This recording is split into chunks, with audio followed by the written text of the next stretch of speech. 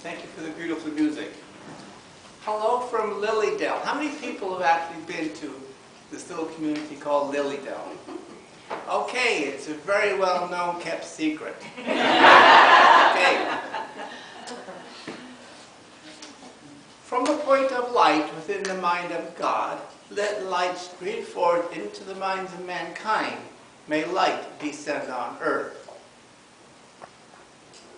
From the point of love within the heart of God, let the Christ child that lives, moves, and has his being in each and every one of us awaken. From the center, which we call the race of humankind, may the plan of love and light work out and seal the door where ignorance dwells. Let light, love, and power restore the plan on earth. I'd like to speak a little bit about natural law. Now, there's a rumor that someone in this room knows a little bit about natural law, but it's one of my subjects that I've become very interested in. At Lilydale, many people would come to me and other mediums, and spiritualists are always talking about natural law. And they say, what is natural law? Well, we're going to cover just three of the basic natural laws, and all the other natural laws fit inside of it. And the first natural law, you could say it's called mentalism. For instance, there's no such thing as your mind, my mind, and God's mind. There's only one mind. And we all live and have our being within it. Okay? You are not in the world is in you. Oops, I'll say that again. You are not in the world is in you. So you woke up this morning into the world that you created. Don't be surprised. You're the one that created it. So we're all part of that same universal mind. So above, so below. As is the human body, so is the cosmic body. As is the human mind, so is the cosmic mind. As is a microcosm, so is a macrocosm. As is a cell, so is the universe. So we're all part of that same mind. Now, when we're in this mind of God, or infinite intelligence, we can travel. How many people, most of you probably heard about this very well-known medical intuitive, his name was Edgar Cayce, right? Okay.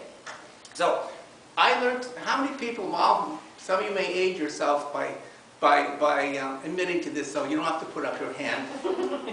There used to be a course many, many years ago that was very popular called the Silva Mind Control Course. Anybody? Okay, I see a few nods. Okay. So, they would teach you how to do readings, just like Edgar Cayce. Okay? And way back in 1972, I learned how to do that before I knew anything about spiritualism or anything else. And so, you would get a name, and by just hearing that name, it doesn't matter where they lived in the world, you could go visit them and do a reading on them. I know how to do that. I know thousands of people who know how to do that. It's called being intuitively literate. Now, you could say there is something called academic literacy, and there's also intuitive literacy. Okay? So let me back up for a little while. Do you realize that when only a few people knew how to read and write, everybody else thought they were magic, there was something special about them? Superstition. But also in today's world, we have something called something called intuitive illiteracy. Now, what does it mean to be intuitively literate? That means knowing how the intuitive brain works. Okay? So I learned how to work with doing health readings, and again, by you saying someone's name, we can go travel to them, go through their body, and tell you what's going on with their life. Now, the truth is, you're not going out to see them, you're going in to see them. Because it's in here, it's not out there. There was a teacher, a very well-known teacher, his name is Ram Dass. Anybody hear of this person? Ram Dass, okay. And his teacher in India was passing on. So he says to his teacher, please don't go. So his teacher says, where can I possibly go? Okay. is just a vibration away. And so, without going out of my door, I can know all things on earth. Without looking out of my window, I can know the ways of heaven. Arrive without traveling, do all without doing. No need to leave your room. Remain seated at your desk and listen. Do not even listen, be still and mindful, and the world will offer itself freely. It has no other choice. It will lay an ecstasy at your feet. So without going out of your door, you can go visit people in the world. Now, the American and Russian government put a lot of money into something called remote viewing. Remote viewing, where they obviously used it to spy on each other. Okay? Knowing governments, that's the way that it worked, okay? And actually at Lilydale, we had some of the people that were part of that program come to Lilydale and teach us. And by the way, it's a very well-known kept secret. It's still going on, by the way. Okay? So, without going out of your door, you can know all things on earth. And it's called remote viewing. Now, for those of you who understand that, I also know some people who help to find people who are lost and help to find people, work with the police to help people solve crimes. Okay? So that's remote viewing. Again, so without going out of your door, you can know all things on earth.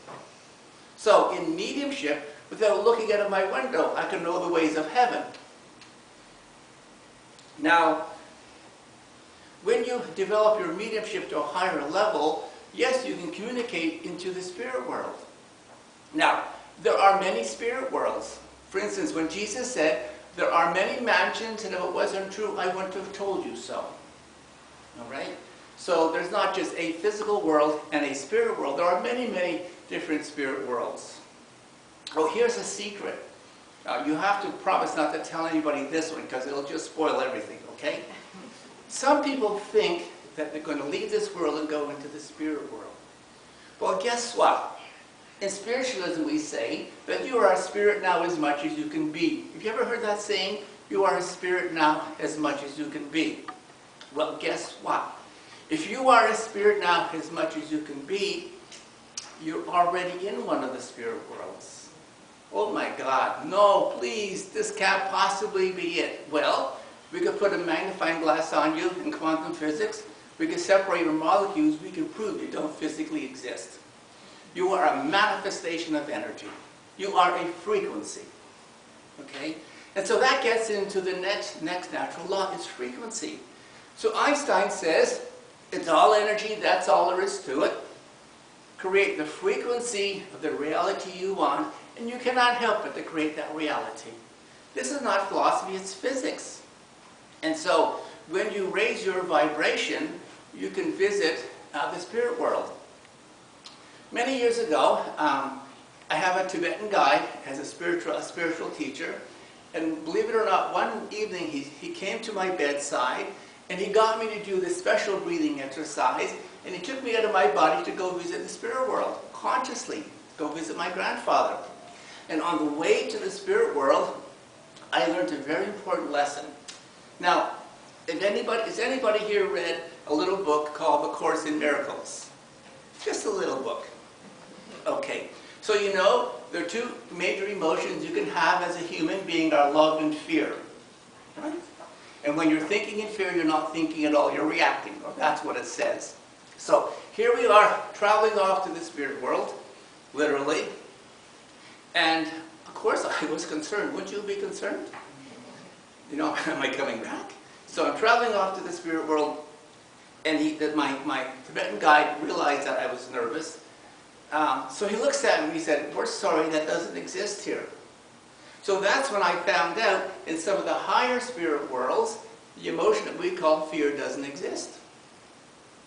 Okay? And so it's all a frequency. So, and I went to visit my grandfather. He's sitting in front of me, and he's simply patting a little dog. Now, nothing was said. Now, how many people here have had some of your ancestors come to visit you, but they don't say anything? Well, here's the message. The message is in the energy. So it is through your clairsentient ability that you're able to receive what they're saying. The message is in the energy. So I knew he was going to take care of me.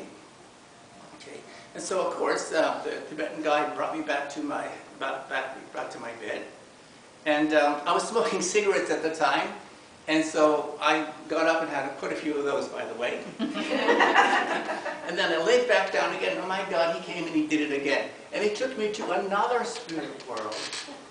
Now this is going to sound unusual, okay?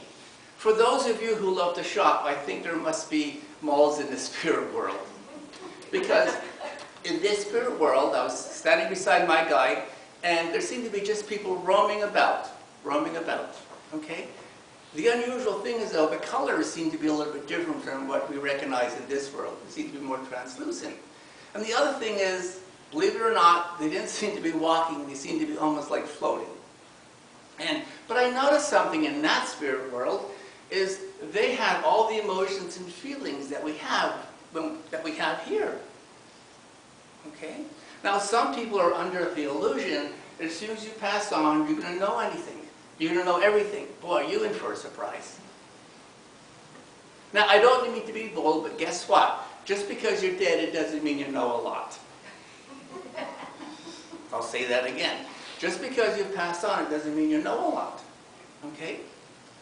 So as a medium, you know, we can tune into these different spirit worlds, and we can communicate with them. But the point is, you don't have to go outside, you have to go inside, because it's all here. It's all here. Well, I want to show you, when I show you something, I want to show you what it's like when you pass on, okay? So just hang on to your purses and close your eyes. I want to show you what it's like when you pass on. Are you ready? Open your eyes. Hi. Whatever is going on in your head now will go on in your head after you pass on. And that's why a whole lot of people who have passed on, they don't know they're dead, just like a whole lot of people in this world don't know they're alive. You never hear that saying, wherever you are, there you are? Take it literally. So whether you're here in this church, or at Disneyland up the street, okay, or in France, or Rome, or in the spirit world, wherever you are, there you are. All right? Because the fact is, it is not that space, time, energy, and matter is the fundamental reality. Consciousness is the fundamental reality. Consciousness is the fundamental reality. For instance, if you think that your money comes from your paycheck, you have missed the point. Your consciousness created your job, so therefore your consciousness created your paycheck. Okay? You could also say, believe it or not, a little bit about your health. Your consciousness created your health. Okay? It's all frequency. It's all frequency. So I personally believe that prosperity is a frequency. It's a way of thinking. You know, when you come to see a person like me and other people who do what we do, if we get into a little bit of prophecy and we talk about future possibilities, you're the one that's making your own future through your own thinking, and I'm just telling you what you're getting. Okay? So don't shoot the messenger, I just work here. Right? And so you're the one that's creating your reality. And as far as health is concerned, it's also a frequency. You know, here's a cute little thing that there's a teacher by the name of Deepak Chopra used to come to Lilydale a lot and teach. And I got this little cute saying from him, that your immune system is eavesdropping on your attitude and making good medicine or bad medicine inside of you. Oops, I'll say that again. Your immune system is eavesdropping on your attitude and making good medicine or bad medicine inside of you. Okay? So, again, the three basic natural laws are, there's no such thing as your mind, my mind, and God's mind. There's only one mind, and we all have our being in it. Okay? So, when somebody says to you, it's all in your mind, say, yeah, I know. It is all in your mind. And again, you woke up this morning into the world that you created. And then within that world, this is why we can communicate with the spirit world, is that it's called correspondence. We can communicate with all the different parts of the spirit world because we're all together. We're all together. And then the other one, of course, is energy. It's all frequency. It's all frequency. So all the other natural laws fit inside those three natural laws.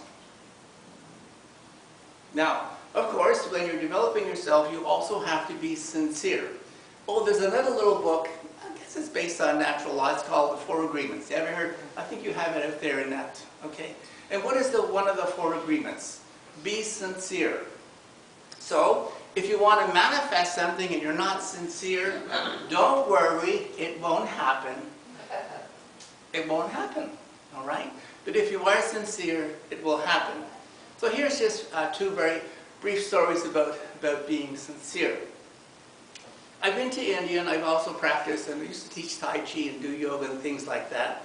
And so I was very much interested in something called mindful meditation. It's called Vipassana meditation, where you go off to these retreats and you sit in meditation and for long periods of time. And it's become very popular. It's called mindfulness. Okay? And so now it's you could also take courses in psychology in that course. And my daughter in Canada, my daughter wrote a paper on mindfulness. So here I am living in Lilydale, and I just came back from a 10-day silent retreat. And my daughter was applying to try to get a job in a university in Pennsylvania. So she accidentally ended up in the wrong office. Here she is sitting beside the vice president of this school, of this university in Pennsylvania. And after talking for a little while, the man said, well, young lady, I think you're in the wrong office. But I don't know what happened, but all of a sudden he said, you know, I just got a paper. I just got $500,000 from the American government to write a paper on mindfulness. And my daughter just happened to have her thesis in her back pocket. Okay? She was hired accidentally on purpose because she was sincere. The law of attraction, and being sincere. Now, for those of you who know your spirit guides, any course, here's a key. Anything that you want to learn, all you need to do is ask your spirit guides to bring people in your life to help you to learn that. But remember, you have to be sincere, right? And so, I remember many years ago, I was reading a little book called Autobiography of a Yogi. Has anybody read that little book by Paramahansa Yogananda? Okay.